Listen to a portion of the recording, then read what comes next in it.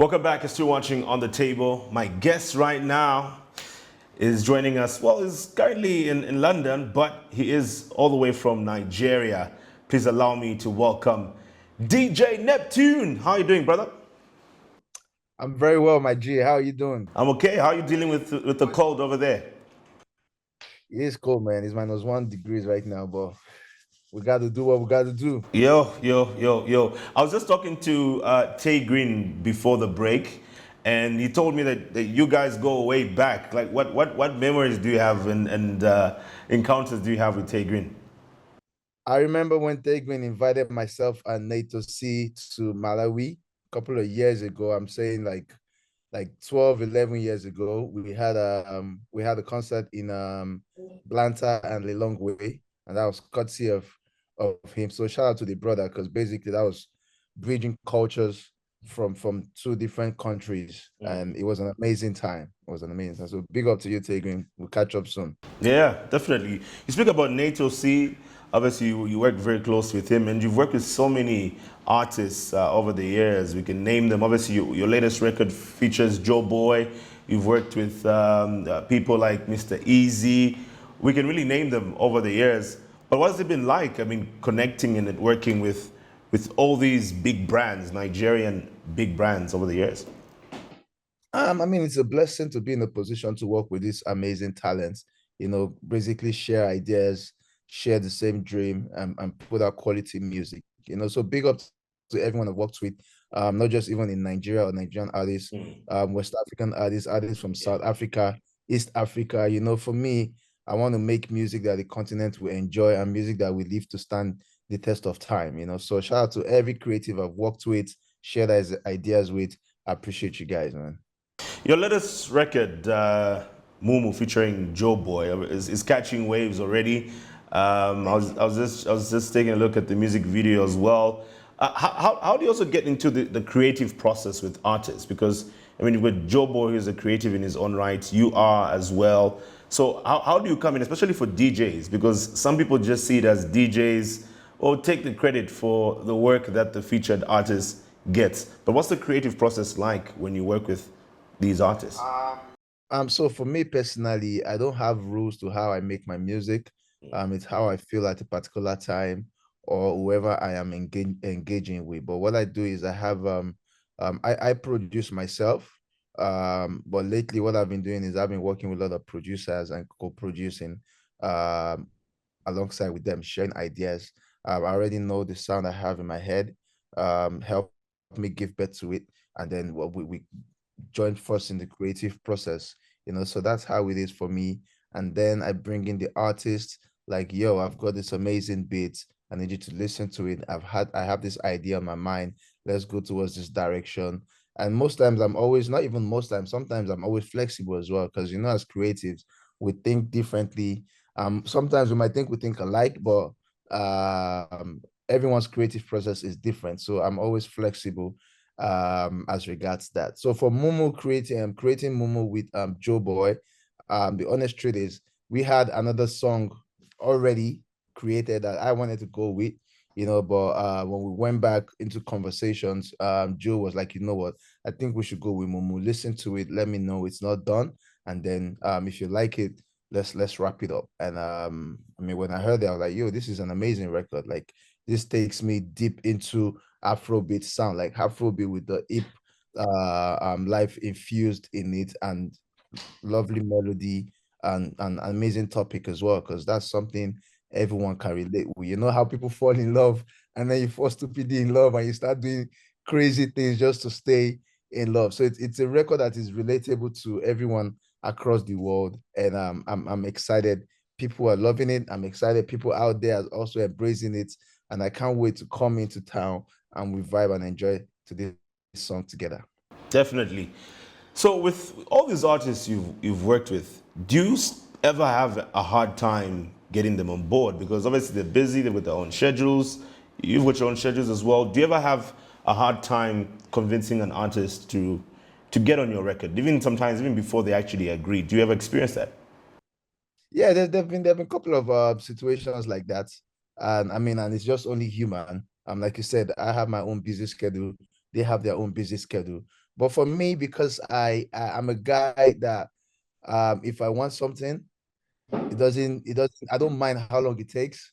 I'll wait, and if it's going to come to pass, it will come to pass. So I've waited for a particular collaboration that was on my debut album in 2018 for 3 years. You know, that's Blood and Fire, MI and Jesse Jacks with DJ Neptune. I mean, I had Jesse Jacks record his chorus long time ago. Because these are brothers, I wanted something to do with the Abaga brothers on my project. I waited for MI for 3 years to get a verse from him. You know, so that's the kind of guy I am. And with music, like I said, I don't have rules where I make my music. You can't rush it sometimes. It's spiritual. If it's not coming, it's not coming. And when it comes, it embraces you and you get it right. So I'm always particular about having that amazing sound that is correct, that everyone will love, as compared to rushing my sound and creating gibberish. I don't flow like that. So which artist was that again? You said where you had to wait for 3 years. MI. Okay. So would you say that's the longest you've ever had to wait for a feature from an artist?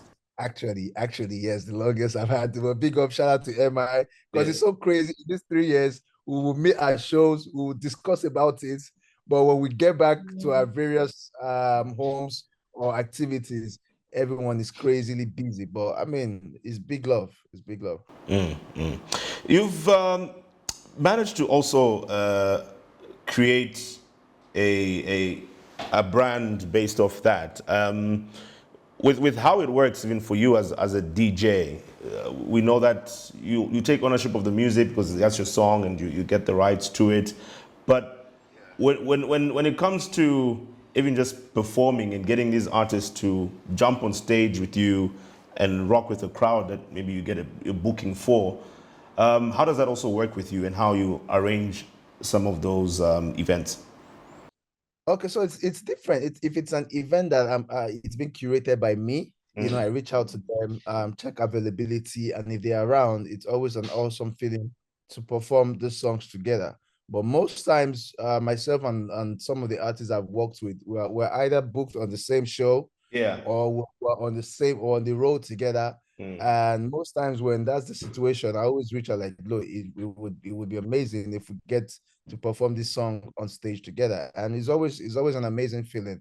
It's happened with Tenny, it's happened with Joe Boy, it's happened with Mr. Easy.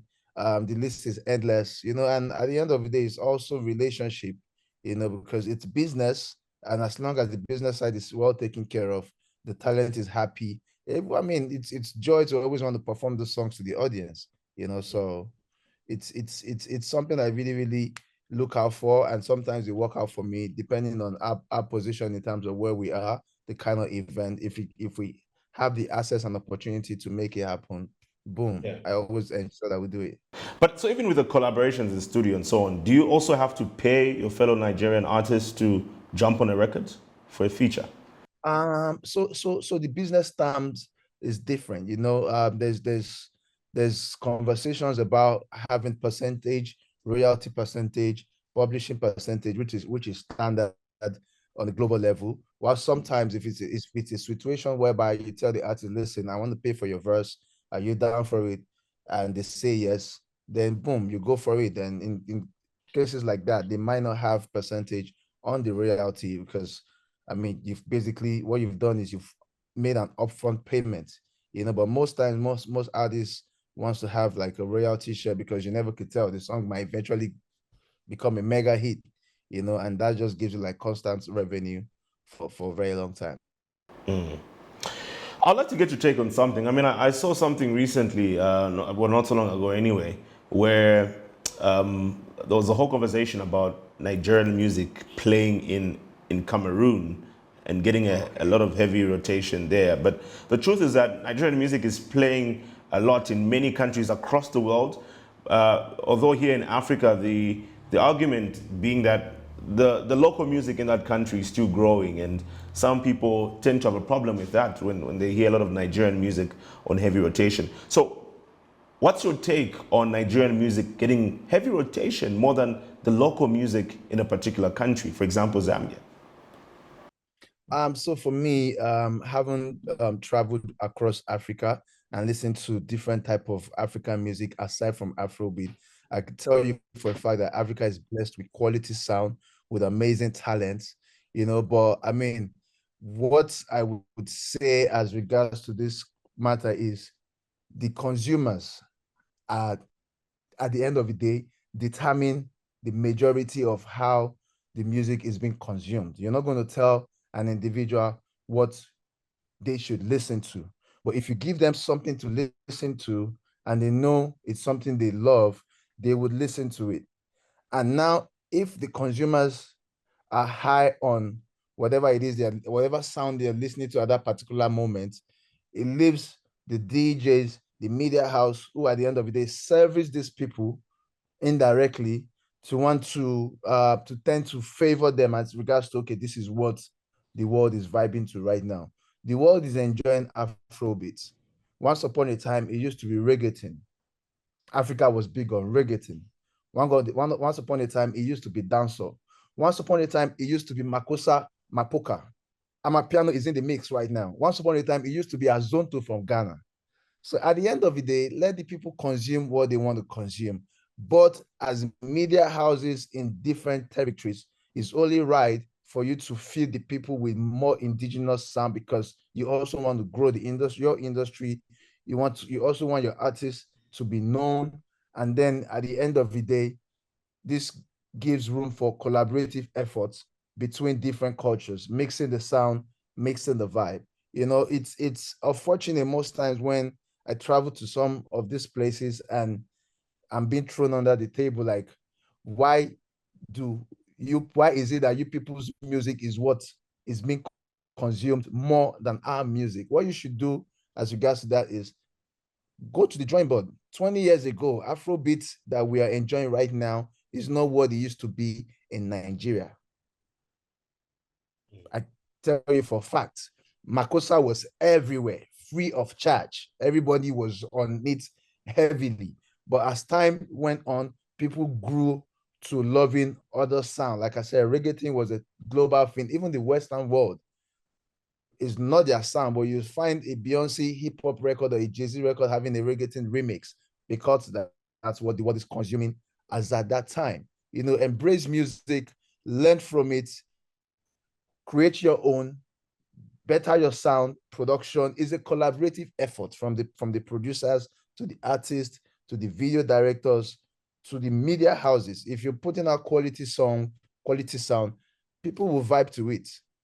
So if Afrobeat is winning right now, take your beats from it, add it to what you're creating, and see how you can also evolve and catch up with it. But with all this being said, we the media personalities, because I mean, I've been on radio a couple of years ago, and I know when I was on radio, there is a ratio, there's a standard ratio of 80% indigenous song, 10% to other African music, 5% Western sound.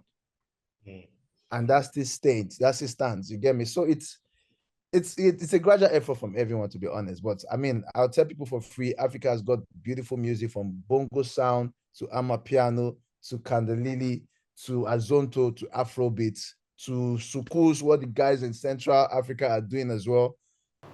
There's a lot of music for people to consume at the end of the day. Nice, nice. There's a general perception now that Nigerian artists are stubborn, and the belief is that it's very difficult to work with you Nigerian artists, especially for fellow African artists outside the West African space. Really, it's very difficult now to work with Nigerian artists. Would you agree with that particular perception? I wouldn't agree with that, because at the end of the day, it's an individual thing. I've worked with a lot of artists across Africa. I'm still working with a lot of artists. 2024 is going to be interesting because I've got collaborations with artists from Tanzania to Rwanda to Uganda to Kenya to Zambia, and all the sounds are going to be out in 2024. I mean, nobody reached out to me and I will hear good music. And being a music lover, I would say no. And also a businessman at that, because to me, I'm tapping into your audience, you're tapping into my audience. That's how I see it. And then it's business at the end of the day. So I would say it's an individual thing. But what I can say for free is I know Nigerians are very receptive, and if you're reaching out to an artist and it's not happening at that particular time, and I'll use myself as an example, it's not just meant to happen at that time. That doesn't mean if you approach the next brother or the next sister, it won't happen. I've had to chase some artists across Africa as well. And based on their busy schedule and all of that, I understand that, okay, it's not the right time for it to happen now. But am I giving up? No. If it eventually doesn't happen, it's not meant to happen. That's my own ideology. You spoke about collaboration with artists from Zambia. Is that something that you've already started working on? Do you have an artist that you're already working with here in Zambia? I mean, right now, I've done something with Yomap. We're just trying to figure out a release date. Tentatively, January, we should have that record out. I'm also in talks with Indime and his team, trying to create something as well. So 2020. Oh, Dinema, right? What do you say? Is it Dinema and his team? Who? Yeah, Dynamite. Yeah. Okay. Yeah. So 2024 is going to be very interesting as regards music coming up from DJ Neptune with amazing talents across the globe, across the continent. Because I feel we have a lot to offer the world in terms of our music. So it's time to start bridging the culture for real, bridging the sound, connect everyone together so the world can see how much talent and amazing music we have coming out from Africa. Sounds pretty dope. Something I think a lot of Zambians will be looking forward to. So I'm guessing 2024 we can most likely expect DJ Neptune in Zambia. I'm ready. Open the borders. Let's come in. Let's have a good time. I'm ready. I'm ready. Yeah, definitely. And looking forward to that. Yeah, and we are ready to host you as well here, and looking forward to seeing you soon. When are you back in Africa? So are you? What's in London? Are you based there now, or are you just doing some work there? What's going on? No. So I flew into London early this month. I had a private gig, and then I had a few media rounds for the new single Momo with Joe Boy, because we were pushing that heavy. And while I was doing that, I was waiting for my trip to Australia, because I recently just got back from Australia yesterday, by the way. I had a 5 city tour: Melbourne, Sydney, Perth, Adelaide, Brisbane. So I was there for 12 days. Amazing, connecting with a lot of audience crowd, not just Africans, Asians, people from China rather. So it was an amazing time for me out there in Australia. So I'm back in London yesterday. I'm here for a day, and then back home to Nigeria this weekend, ready for the 30th December. Nice. DJ Neptune, it's been great speaking with you. Thank you so much for joining us on the show today. Thanks for having me. God bless you guys. Thanks for supporting African music. I'll link up when I get to Zambia. Peace. Definitely. DJ Neptune has been my guest, and earlier on I was joined by Tay Green. And this is where we end the show. Thank you for tuning in. But back again next week, Sunday at 5 p.m. My name is Chimweka, or simply Chimweka. Enjoy the rest of your week. Bye-bye.